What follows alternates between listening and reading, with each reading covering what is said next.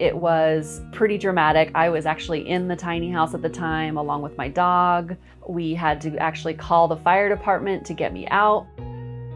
Hi, my name is Rosemary, and I'm very grateful to be living tiny, and I'm even more grateful that I took out a tiny house insurance policy. And I'll tell you why, but first, let's take a tour. Welcome to the Lemon Drop Tiny. She's 8.5 by 24 feet long, roughly 200 square feet, not including the loft. When you first come into the tiny house, there's the galley kitchen. Behind me here is the bathroom with my shower and toilet. And then above that is the storage loft. Then over here is the office / living room. Above that is my sleeping loft.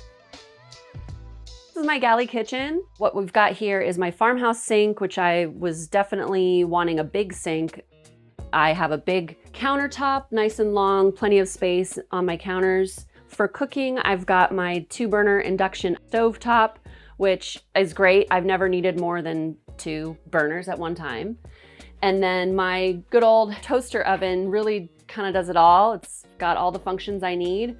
I decided not to have an oven because I wanted the storage space and I'm not a huge baker, so it just made more sense to have a toaster oven that did most of the functions of an oven. For storage, it's really mostly down here around the sink, and then I have these 2 upper cabinets here.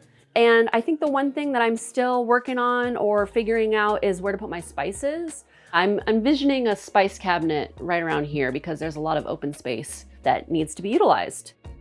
And then behind me, I have under the stairs storage. My pantry is pretty much isolated to this one cabinet. And then I have my laundry is down here. And then I have shoe storage underneath the wheel well entryway. I just have plenty of storage in the house. So I decided to put my fridge under the stairs, and that allowed me to have more counter space. And this opening here under the stairs is specifically the size of my fridge, making sure that I'm maximizing the space here. My fridge is, I think, a perfect size for me and my lifestyle. I would say some features that I really love about it are there's a rack for beverages, there's the ability to reposition the shelves at different heights depending on what I'm trying to store. And then my freezer has pull-out drawers. If anything, that's a little challenging because I have to figure out how to fit things into the drawers, but I have plenty of space. It's a great fridge.